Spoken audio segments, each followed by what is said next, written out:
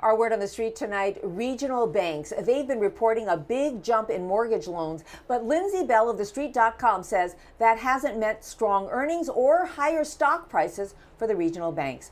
Lindsay, so you're saying that even though housing is recovering and there's been a boom in mortgage banking, regional banks aren't benefiting. Tell us why.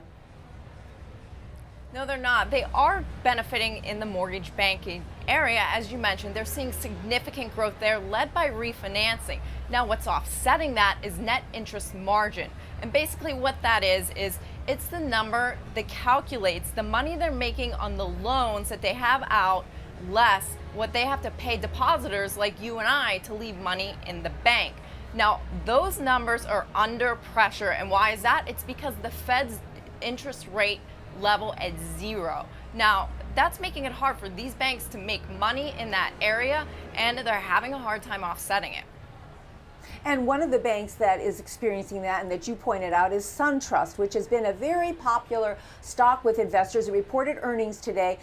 Depending on how you look at the numbers, they may have beat or just missed their earnings, but the stock tumbled 3%. So what's the backstory there? Yeah, no, it was a very complicated earnings report. There were a lot of one-time items, but by most analyst estimates that I talked to, they definitely missed on the EPS line. Net interest margin there was also under pressure, but the real story here was on the cost line. It wasn't clear to investors what the management team plans to do to manage costs going forward. Now, to their credit, they did just complete a $300 million cost savings plan where they cut those costs over the last year, but we got no new plan. And the reason that's scary for investors is that's how these regional banks have been offsetting this low interest rate environment. So they want to see more of that from SunTrust as well as the other regional banks. And you have a list of other regional banks that you put in your report today. Let's take a look at this chart. Let's pull it up. We have at the top there BB&T, Huntington Bancshares, and PNC. Now, they reported their earnings last week. Their stocks fell sharply. They rebounded a little bit today. Are they dealing with the same issues as SunTrust? Yeah, they are dealing with the same issues. Now, there are nuances to each company specifically, but net interest margin is certainly under pressure here. If it wasn't in this quarter, it will be going forward, and that's going to weigh on these stocks overall for the longer term. You've selected two regional banks that you say are standouts. Let's take a look here, U.S. Bancorp and KeyBank. Now, why is it that these two stand out for you? Well, KeyBank would be my top pick here.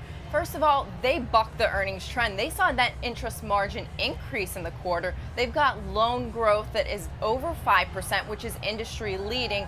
And in addition, they've got a restructuring program. I just talked about costs. They're going to cut 150 to 200 million costs over the next year. Management reiterated that they are on track to do that, and it trades at a discount to its tangible book value, which is how most analysts value this company.